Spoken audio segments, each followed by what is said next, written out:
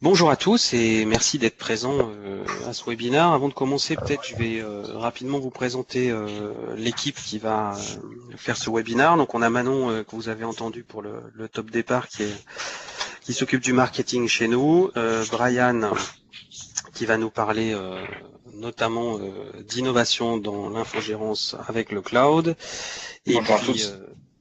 moi-même, Jérôme, qui porte l'offre d'infogérance. L'objectif de cette présentation, c'est de vous montrer comment l'infogérance SAP dans le cloud est un levier de la transformation digitale. Alors, on va essayer d'y répondre. On va essayer de tenir dans la demi-heure pour vous laisser l'espace pour poser des questions et vous fournir des réponses. Pour les questions, ce que l'on vous propose, c'est d'utiliser l'interface Skype et d'écrire vos questions au fil de l'eau. Manon les consolidera et puis on y répondra à la fin.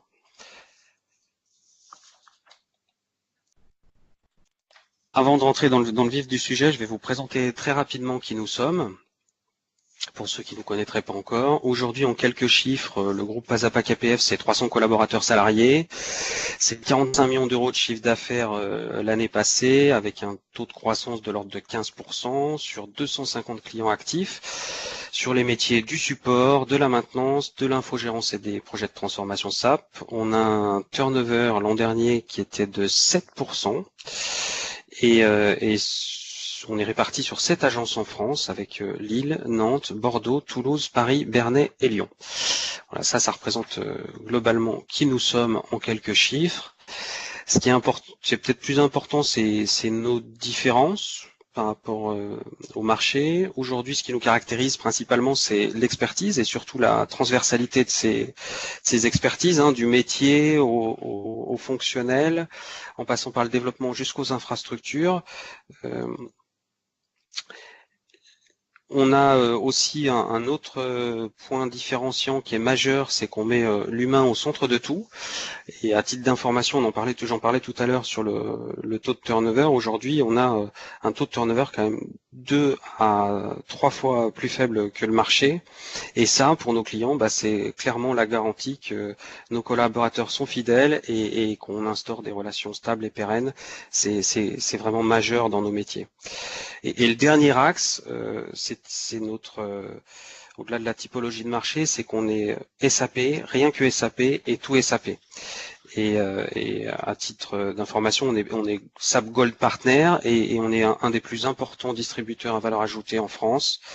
Et tout ça nous permet d'établir des relations de partenariat à long terme avec nos collaborateurs et nos clients et surtout de les accompagner dans la transformation globale de leur SI SAP. Si on parle brièvement de nos offres, on a 3 offres, ça s'articule, notre stratégie d'acteurs clés de la transformation du SI SAP s'articule autour de 3 offres majeures. La première, c'est l'infogérance, c'est l'objet de ce webinaire. Donc on parle ici plutôt des plateformes techniques et technologiques, du service managé, du maintien en conditions opérationnelles, avec l'hébergement associé en mode cloud, mais on va en reparler un peu plus en détail avec notamment les leviers de valeur. Un des deuxièmes piliers, ou la seconde offre principale, c'est les projets et l'innovation. Ça comprend les trajectoires, l'intégration, la migration, les transformations vers ANA et S4HANA. Et ça, que ce soit depuis l'existant, hein, ce qu'on appelle des projets de conversion, ou vers des nouvelles implémentations, qu'on va appeler Greenfield, pour nous amener au troisième pilier de l'offre, qui est le support et la maintenance, avec la maintenance éditeur, et puis une offre de support à la demande avec une facturation au temps passé, et les tierces maintenances applicatives TMA. Voilà. Et ça, c'est l'ensemble de nos offres qui nous permettent d'accompagner cette stratégie d'acteur global de SI, de transformation sur le SI SAP. On va maintenant rentrer dans le cœur du sujet, qui est le contexte et l'infogérance, pour essayer de démontrer, ou en tout cas vous démontrer comment on passe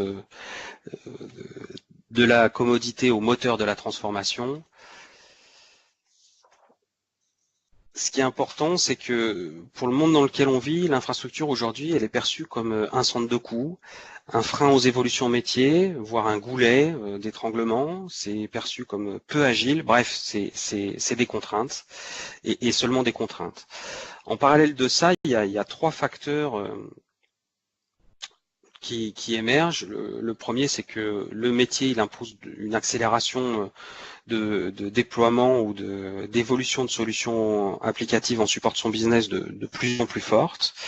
Ça, c'est le premier facteur qui vient dans l'écosystème. Le second, c'est qu'on a une offre cloud IaaS, dite d'infrastructure as a service, qui est complètement mature, et particulièrement pour le monde SAP, avec quelques différences sur les acteurs majeurs, on y reviendra dans le support. Et le facteur, c'est que dans l'écosystème SAP, forcément, il y a l'arrivée de la technologie HANA, qui peut être vue comme une contrainte, avec les besoins de grosses machines, mais qui peut surtout être une opportunité. Donc l'idée, c'est comment est-ce qu'on passe d'une infrastructure de contrainte à une infrastructure de valeur, et tout ça, forcément, ça va passer par la brique infogérance, et il faut que cette brique infogérance puisse apporter de nouvelles réponses. Alors notre offre d'infogérance, elle peut être schématisée comme le schéma que vous voyez. C'est trois axes majeurs. Donc le principal, c'est le cœur de la fusée, c'est le service manager, qui permet d'assurer le maintien en conditions opérationnelles de vos environnements et l'évolutif au travers de la supervision, de l'exploitation, de l'administration de vos systèmes SAP avec des capacités 24/7. C'est les capacités d'hébergement et d'infrastructure, notamment dans le cloud, et on y reviendra, avec une vision multi-cloud et les différents opérateurs sur le marché. Et c'est aussi et surtout la partie transformation, avec la grosse particularité de ce qu'on va appeler le move to cloud, qui est le déplacement dans le cloud. Ouais, on peut citer par exemple Parrot, pour citer un exemple concret, qui est un client qui a bénéficié de notre offre de Move to Cloud et qui est en production depuis février chez AWS, notamment sur son infra SAP. Et une des manières de fournir tous ces services, c'est forcément de coupler ou d'adosser des savoir-faire et des expertises un peu différentes, comme les services managés, l'architecture à la fois SAP mais aussi cloud, l'expertise de l'infrastructure, mais pas que, puisqu'il faut aussi avoir la maîtrise de l'automatisation et de l'orchestration, et tout en étant également des experts de la transformation SAP avec les upgrades plus classiques de type OSDB et les infrastructures temporaires pour accompagner vos projets. C'est la synthèse de notre offre d'infogérance, mais on reviendra un peu sur les leviers et les différenciations au travers de différents cas d'usage. Pour vous parler des cas d'usage, ce qu'on va essayer de vous présenter là, c'est tous nos clients avec HANA ou S4, ils vont rentrer dans un voyage de transformation digitale qui est à peu près ou peu ou prou toujours le même.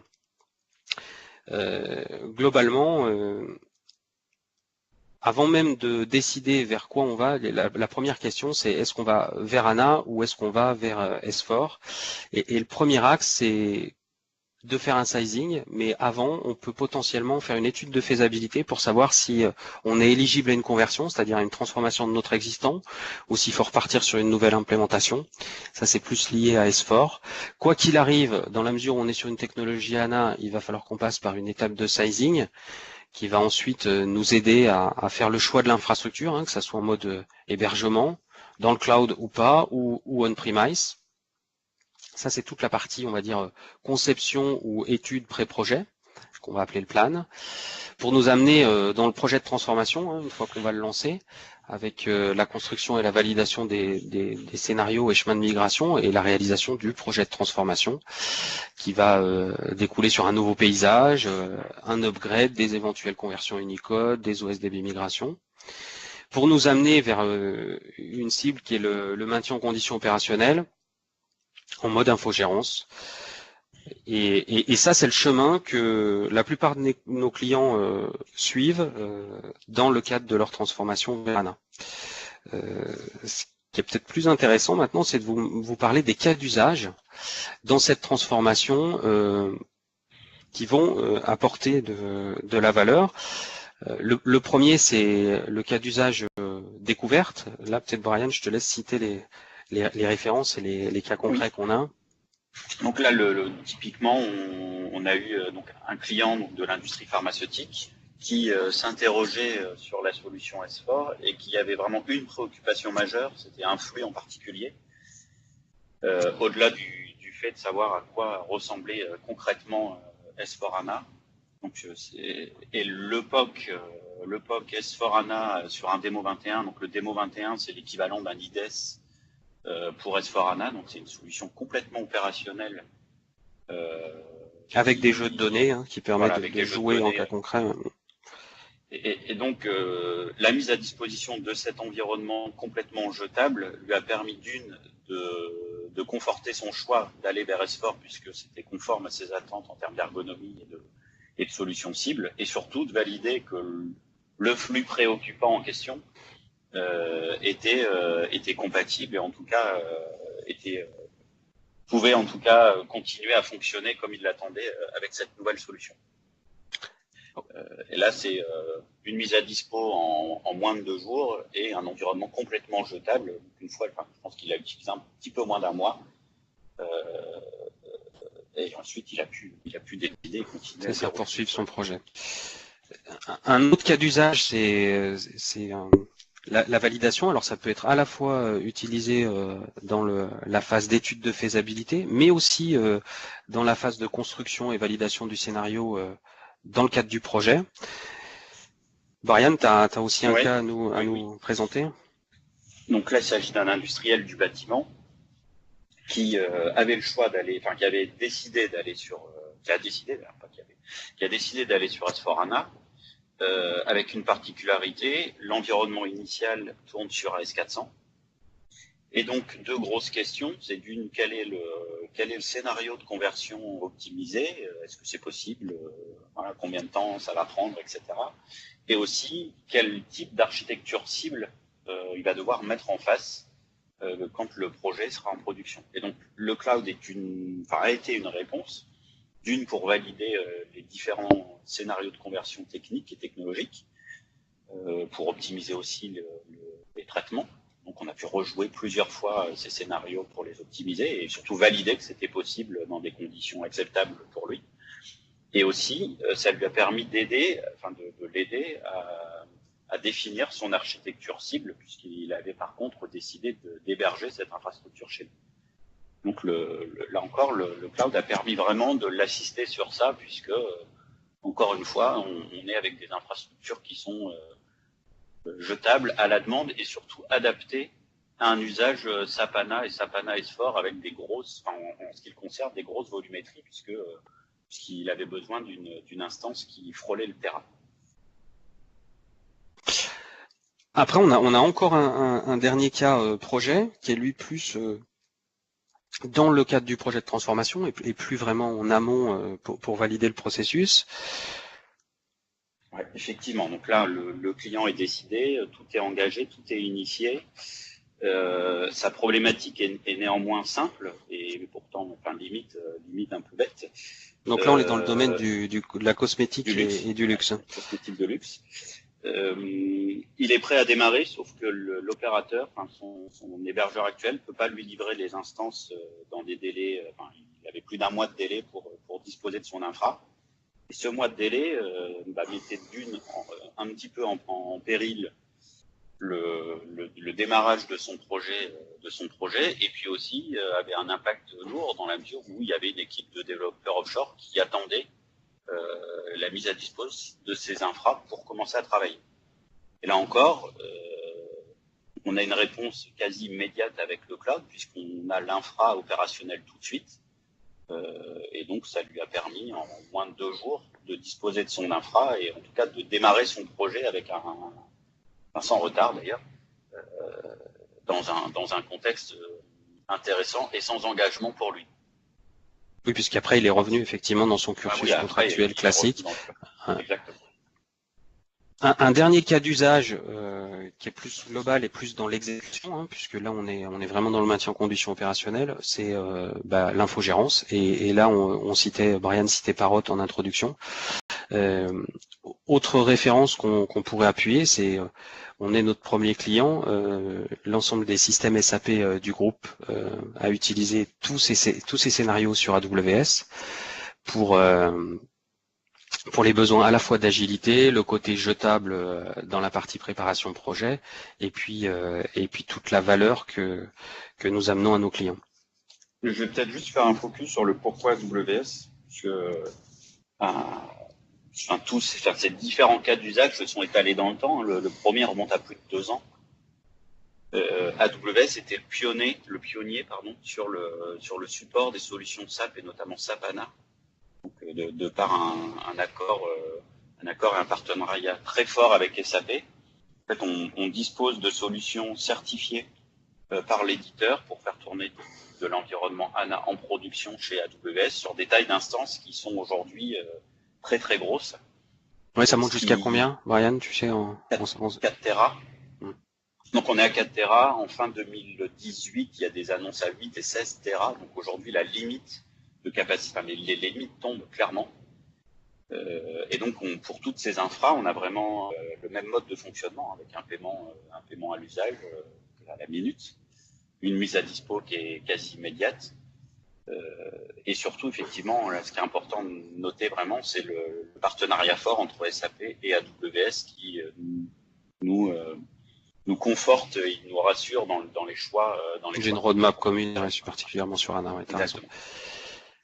En tout cas, on reparlera probablement d'AWS et des autres opérateurs cloud, puisqu'on a aussi une vision multi-cloud, mais on reviendra sur le sujet tout à l'heure. Pour expliquer le pourquoi on a principalement travaillé initialement avec AWS, c'est qu'ils étaient, à un moment donné, ils étaient les seuls de toute façon à apporter des réponses concrètes sur HANA. Oui, tu as raison, c'est aujourd'hui de toute façon l'opérateur le plus en avance sur les technos SAP et particulièrement sur HANA. En synthèse, les différents cas d'usage, si on les résume, il y a à la fois le côté planification, le côté construction, et ça c'est tous les cas d'usage projet qu'on présentait avant. Et puis après on a l'exécution et le run avec le cas infogérance. On va peut-être focaliser un peu plus, et Brian, je vais te laisser la main pour présenter les bénéfices. Donc je vais d'abord vous présenter les bénéfices dans le cas d'usage d'un projet, en fait, le cloud, c'est surtout la fin des limites de l'infogérance traditionnelle. Donc, on se retrouve de facto avec de l'infrastructure sans délai d'approvisionnement. Quand je dis infrastructure, c'est aussi bien la partie ressources que la partie réseau, la partie stockage. Donc d'une manière générale, on se retrouve avec de l'infrastructure globale disponible immédiatement. Une infrastructure qui est ajustable au fil du temps et des besoins. Donc typiquement, un projet s'étale sur plusieurs années parfois, plusieurs mois sûrs. Et donc les besoins au fur et à mesure du projet ne sont pas les mêmes. On n'a pas forcément besoin de la puissance nominale quand on démarre un projet. Et donc le cloud nous aide à ajuster au fur et à mesure des besoins les capacités.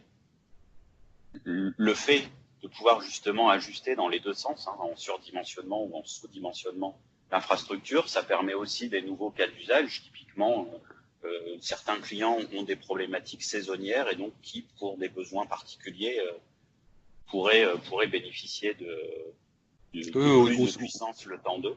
Ou dans le cadre d'un projet, typiquement, voilà.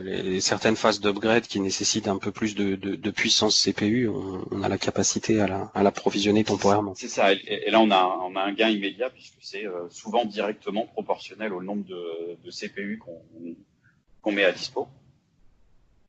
C'est la possibilité de disposer d'infra temporaires dans le cadre justement des projets, donc soit des serveurs pour faire des conversions ou autres. Et puis alors le bénéfice automatisation sur la mise à disposition des infrastructures HANA notamment grâce au biais d'une infrastructure as code, c'est justement aussi le côté immédiat de la mise à dispo d'un paysage certifié, d'une solution certifiée par l'éditeur. Je reviendrai après sur un petit descriptif du SAP as code. Oui, parce qu'il est pivot. Et globalement, tous ces cas d'usage ou ces utilisations de l'infogérance dans le cadre d'un projet peut être fait indépendamment de la solution actuelle en place. Dans le cas de l'infogérance, on retrouve de toute façon un héritage de tout ce que je viens de citer globalement avant, avec certains nouveaux usages ou certaines nouvelles valeurs. On a dans un premier lot la mise à dispo des instances à la demande, ça peut être du bac à sable, ou le temps d'un projet, la capacité à déployer ou dédupliquer une ligne ou un paysage. C'est la possibilité d'arrêter des instances non productives ou à défaut dont on ne se sert pas, le week-end ou la nuit, parce que ça a une incidence directe sur le coût. Donc là, c'est assez nouveau en termes d'usage. Pourtant, le cloud, c'est ce que ça permet. Donc dans le cas de SAP, c'est effectivement parfois assez nouveau chez nos clients qui se demandent pourquoi couper une infrastructure. La réponse est purement économique. Ensuite, le cloud nous permet d'apporter des nouvelles, d'apporter plus facilement en tout cas des nouveaux services. Donc là, on parle de refresh à la demande, par exemple. C'est-à-dire que bien que ce soit possible on-premise ou avec des solutions du marché, le cloud nous aide vraiment à proposer le genre de service sans utiliser des solutions tierces. Alors notamment sur la partie gestion de ressources. Après, effectivement, on a quand même travaillé sur du développement interne pour pouvoir répondre à cela. Et aussi la possibilité de disposer de nouvelles solutions. Donc je parle de Near Zero Downtime. Donc c'est vraiment la possibilité de faire des mises à jour avec une réduction du temps d'interruption de service très courte. C'est par exemple la possibilité d'augmenter vos instances ANA, donc soit temporairement parce que vous avez une activité saisonnière, soit parce que la croissance de votre entreprise fait qu'à un moment donné, il faut passer à une taille supérieure. Oui, d'autant qu'effectivement, ces infrastructures certifiées, c'est plutôt des marches d'escalier et passer d'une étape à l'autre peut être douloureux dans l'ancien monde, entre guillemets. C'est ça, en fait, c'est une vision où on était capacity planning sur l'infra avec une infra qui était plus ou moins statique à horizon 3 ou 5 ans, à une infra qui évolue vraiment par rapport à vos besoins, dans les deux sens d'ailleurs, puisque vous pourriez, une entreprise qui se sépare d'une branche d'activité, se retrouve avec une infrastructure qui peut être surdimensionnée, et là, baisser la puissance, c'est aussi une réponse immédiate que peut apporter le cloud. C'est la possibilité de disposer d'une infra qui est un petit peu élastique et dynamique, en tout cas en termes de réponse, en termes de performance. Là, notamment, je parle d'autoscale sur la partie AS. Concrètement, c'est les AS qui se démarrent tout seuls au fur et à mesure de la charge qu'ils encaissent. C'est ça, ou du taux d'occupation des work process. Ou du taux d'occupation. Enfin, sur événement, à définir. C'est sur événement. Et d'autres types de réponses, je parle notamment de DRP ou PRA. Et là, le pivot de tout ça, c'est l'automatisation et l'automatisation grâce notamment à un sujet sur lequel on a beaucoup travaillé qui s'appelle l'infrastructure as code et l'infrastructure SAP as code. Concrètement. Donc là, on va faire un petit focus de cette partie-là qui est à la fois pivot dans les projets et dans l'hébergement. Alors, pourquoi pivot? Clairement, c'est qu'on ne va pas dans le cloud sans automatisation et qu'on ne profite pas de l'ensemble de tout ce qu'on a cité avant si on ne maîtrise pas un certain nombre de process d'automatisation. Donc, sans rentrer dans la technique du tout, je vais plus parler en termes de bénéfices. L'infrastructure SAP as code, ça nous permet de disposer d'une infrastructure qui est complètement reproductible à l'infini ou quasi. Et surtout qui est reproductible avec un degré d'erreur qui est extrêmement faible, vu que c'est la machine qui reproduit. Et explique-nous peut-être ce que c'est que le SAP as code, comment ça s'articule. Concrètement, on définit notre infrastructure dans un fichier, comme vous pourriez définir ou écrire un document Word qui décrira un cahier des charges. Et ensuite, ce fichier est entre guillemets compilé et joué par un outil qui nous permet de déployer l'infrastructure dans un cloud et surtout dans plusieurs clouds, puisque notre vision des choses est complètement agnostique. Et donc, on peut déployer la même infrastructure aussi bien chez AWS que chez Azure ou Google. On peut la déployer une fois ou 10 fois, ce sera pareil. On peut la déployer dans des délais et dans des temps d'exécution qui sont constants, puisque si le déploiement d'une instance ANA ou d'un paysage dure moins d'une heure, ça durera toujours moins d'une heure, quel que soit quel que soit la manière dont ça peut être fait. Ou le nombre de déploiements ou le nombre de déploiements, c'est-à-dire que ça, on peut en faire 1 ou 10, ça prendra exactement le même temps. En fait, on se retrouve avec une possibilité, avec des possibilités de déploiement et de gestion de l'infrastructure qui aujourd'hui nous évite un certain nombre d'erreurs, puisque le facteur humain est en partie écarté, avec une petite, le côté versionning, c'est surtout important pour connaître et pour maîtriser les changements de son infra, puisque au final, ça n'est qu'un fichier qui est versionné comme n'importe quel autre fichier. Un cas d'usage concret et assez nouveau, par exemple, on parlait de DRP juste avant, des solutions de DRP traditionnelles voudraient qu'on dispose de l'infrastructure prête à démarrer en cas d'incident. L'infrastructure As-Code nous permet de déployer intégralement le DRP sur événement. Alors effectivement, ça peut dépendre des cas des enjeux en termes d'interruption de service, mais certains clients qui peuvent attendre un peu, le DRP est intégralement reconstruit, et là on a non seulement un gain immédiat en termes de coût, mais en plus on est sûr de déployer une infra qui est complètement identique à celle qui tournait en production. Et c'est un cas d'usage concret de l'infrastructure As-Code. Ok.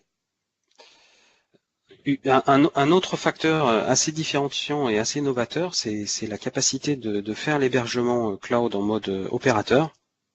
Alors autant dans le cadre d'un projet, comme on vous explique, comment vous présentez les projets préalablement, le fait d'acheter, de revendre quelque part les composants d'infrastructure, ça fait tout son sens. Autant dans le cadre d'une infogérance et d'une exécution, c'est peut-être plus important ce modèle-là. Je vais vous le détailler un peu. L'idée, c'est que l'opérateur cloud, donc Amazon, et on fera peut-être le focus après sur Amazon, Microsoft ou Azure ou Google Cloud, il fournit l'infrastructure directement avec le client qui contractualise en direct avec cet opérateur. Et ce que nous, on va apporter en tant qu'opérateur, c'est qu'on va garantir l'architecture, on va piloter la relation au quotidien en ajustant la consommation à la demande, et surtout on va opérer cette infrastructure et opérer les composants applicatifs SAP dans une offre managée. Et ça a plusieurs avantages, et en tout cas c'est innovant à plusieurs titres. Déjà le premier, c'est qu'on a des rôles et des responsabilités qui sont très clairement définis dès le début. Et puis c'est une solution qui est nativement réversible, parce que on rend indépendant l'infrastructure de celui qui l'opère. Et quelque part le client dispose déjà de son infrastructure, et peut, notamment avec les technologies qu'évoquait Brian précédemment, changer de fournisseur. Et donc ça offre encore plus d'indépendance pour nos clients vis-à-vis de leurs fournisseurs. Peut-être qu'on peut parler du coup un peu plus de AWS, qui est effectivement le plus mûr. Tu l'évoquais tout à l'heure, Brian.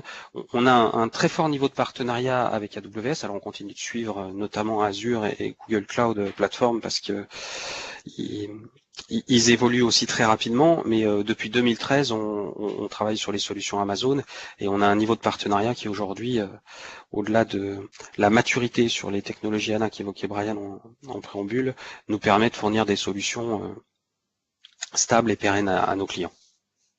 Ouais, en fait, encore une fois, un gros intérêt du cloud, c'est la possibilité d'automatiser l'ensemble de nos actions. Et là encore, Amazon était assez pionnier, puisque tout ce qu'on peut faire chez Amazon, on peut forcément l'automatiser. Ce qui n'était pas le cas forcément au tout début, en tout cas, de Azure. Oui, tu veux dire avec la notion de microservice appelable. Ouais, c'est même juste la mise à dispo de l'infra tout court. Parfois, c'était pas forcément possible ou pas dans les mêmes conditions, etc. Et donc, le fait que ce soit extrêmement reproductible et sur quelque chose de très constant chez AWS nous a aidé aussi à construire notre offre et à maturer un peu nos différentes façons de faire. Effectivement, maintenant, c'est beaucoup plus souple avec les deux autres que ça pouvait l'être auparavant. En synthèse, notre offre d'infogérance, elle répond à ces enjeux d'être plutôt un moteur de la transformation plutôt qu'une qu'une commodité ou un frein au travers de tout ce qu'on vient de vous dire, hein, avec tous les exemples que je vais peut-être pas forcément citer de nouveau, mais il y a l'expertise transformation, Move to Cloud et puis projet SAP et capital. La partie SAP as Code dans l'intégration continue, c'est aussi un des facteurs de valeur avec l'automatisation et l'orchestration. Dans la mesure où c'est du cloud, c'est cloud native, donc l'intégration de solutions connexes de type SCP, Concur en SaaS, c'est également plus facile. Le côté innovation intégrée avec les différents cas d'usage que Brian exposait, avec même le machine learning et l'IoT qui vont venir, c'est un vrai facteur différenciant où on transforme cette vision. Le côté résilience avec le multi-cloud. Et puis enfin le côté design de solutions pour SAP et adapté à SAP avec la gestion des adhérences, comme par exemple des solutions d'ordonnancement ou d'orchestration, au même titre que le traitement des zones grises, hein, les rôles et autorisations ou les checks applicatifs. Et tout ça, c'est ce qui fait que notre offre d'infogérance et l'infogérance dans le cloud pour SAP devient un vrai levier de transformation. Ce qu'on peut dire, c'est que c'est clairement la fin de la contrainte infrastructure, hein, en tout cas au sens classique qu'on connaît. Ça redevient, l'infrastructure redevient au service du métier, et c'est un véritable différenciant d'innovation, au-delà de pas être un frein. Voilà, l'infrastructure elle est agile, elle est proactive, il y a les capacités infinies, et puis le côté optimisation avec l'ajustement à la demande. Sur la partie innovation, Brian, je vais peut-être te laisser finaliser sur la partie deux facteurs, parce qu'il y a vraiment deux facteurs d'innovation. Il y a les facteurs techniques et technologiques que tu as évoqués, puis ceux au métier qui vont venir. Mais c'est ça, on se retrouve avec une infrastructure qui, au-delà de l'innovation technique, donc qui là au final sert d'abord l'infrastructure en tant que telle. Donc, je parlais notamment de la mise à dispo automatique des ressources ou autre. Ça sert principalement l'infrastructure. On a un apport d'innovation technologique qui permet d'apporter et de créer de la valeur au métier, pour les métiers, et avec les métiers. Je pense notamment à l'Internet des objets, où là c'est vraiment une source de création de valeur qui au final dépend vraiment de l'infrastructure. Et aujourd'hui, on se retrouve avec un changement un petit peu de paradigme où l'infrastructure qui était souvent un frein au métier devient aujourd'hui un vrai moteur et peut-être même un levier. Enfin, sûrement d'ailleurs, puisque l'infrastructure permet de tirer les métiers vers des nouvelles solutions et justement à innover pour créer de la valeur. C'est vraiment deux facteurs qui sont assez nouveaux et qui sont directement hérités de cette infogérance dans le cloud. Voilà, on arrive au terme de cette présentation webinar. On a tenu dans la demi-heure, donc on va pouvoir passer aux questions. Merci de nous avoir écoutés. Manon, je ne sais pas si on a des questions. Il y a une question, je vois, qui s'interroge sur la limite des 4 Tera de volumétrie, c'est la quantité de mémoire. C'est-à-dire que aujourd'hui, les instances ANA certifiées chez AWS sont des instances avec 4 Tera de mémoire. On attend 8 et 16 sur la fin de 2018 a priori. Mais ce que tu veux dire, Brian, c'est que c'est pas une limite de stockage, mais c'est vraiment la limite du in-memory de ANA. C'est le in-memory. Voilà. Alors là, en plus, ouais. on est sur du ANA sur du ANA OLTP et pas OLAP, c'est-à-dire que sur du S4 ANA. Tu veux dire transactionnel plutôt que décisionnel. Voilà, transactionnel. Et ensuite, sur le décisionnel, on peut faire un cluster. Et donc, on peut mettre jusqu'à 7 nœuds de 4 Tera en cluster. Qui quand même permettent de disposer d'infra très grosses. Oui, donc ce que dit Brian, c'est qu'il y a à la fois le décisionnel qu'on peut faire croître, ce qu'ils appellent en scale-up, voilà, uniquement en mode puissance spécifique, alors que sur le décisionnel LBW, on peut faire une grappe et rajouter quelque part des composants pour augmenter la capacité. Il y a un autre facteur, Brian, dont on n'a pas parlé par rapport à cette limite de capacité, c'est quand on parle de 4 Tera, c'est 4 Tera dans une cible ANA où la base est déjà compressée, puisque je me rappelle plus des ABAC, je sais pas si tu les as en tête, mais je crois que les facteurs sont de l'ordre de 4. C'est-à-dire que quand on a... Enfin, voilà. on est entre 3 et 4. Après, ça dépend des cas d'usage, mais effectivement, 4 Tera, Ce qui veut dire que 4 Tera dans les ABAC, voilà, ça représente une production ECC sur des technologies NetWeaver d'aujourd'hui, plutôt de l'ordre de 16 Tera. Donc en fait, aujourd'hui, enfin, ça couvre plus de 98% du marché en termes de besoins capacitaires. Est-ce que ça répond à la question? J'espère. Est-ce que vous avez d'autres questions? Vous pouvez à la rigueur enlever le mute de vos micros si vous avez des questions à dire à haute voix, ce sera peut-être plus simple. Oui, plus dynamique. J'avais juste une question. Tout à l'heure, vous avez parlé de limite à 4 Tera. Alors, j'avais posé la question par écrit. C'est quel genre de limite En fait, j'avais l'impression qu'on venait de répondre, mais la limite de 4 Tera, en fait, c'est les instances aujourd'hui, les plus grosses instances disponibles chez AWS pour faire tourner du HANA disposent de 4 Tera de RAM. D'accord. Ok. Voilà. Et donc, ouais, ce qu'on disait, c'est plus de 10 Tera quelque part d'une production actuelle. Mais c'est pas une limite capacitaire sur le stockage, c'est bien une limite capacitaire sur le in-memory des instances certifiées par SAP pour HANA. Ok, merci. et donc le plus bas, c'est 244 GB de RAM. En gros, on a un panel, on a un échantillon de 244 GB à 4 Tera. Avec quasiment un facteur 2 à chaque fois. Bon, après, si on n'a pas d'autres questions, je vous propose de conclure cette session. Vous avez nos coordonnées. N'hésitez pas à nous solliciter si vous voulez qu'on fasse des études de cas. Et voilà, on est à votre disposition et j'espère qu'on a répondu à ce questionnement du monde de la commodité au moteur de la transformation. Merci à tous. Merci beaucoup. Merci beaucoup. Merci à tous, bonne journée.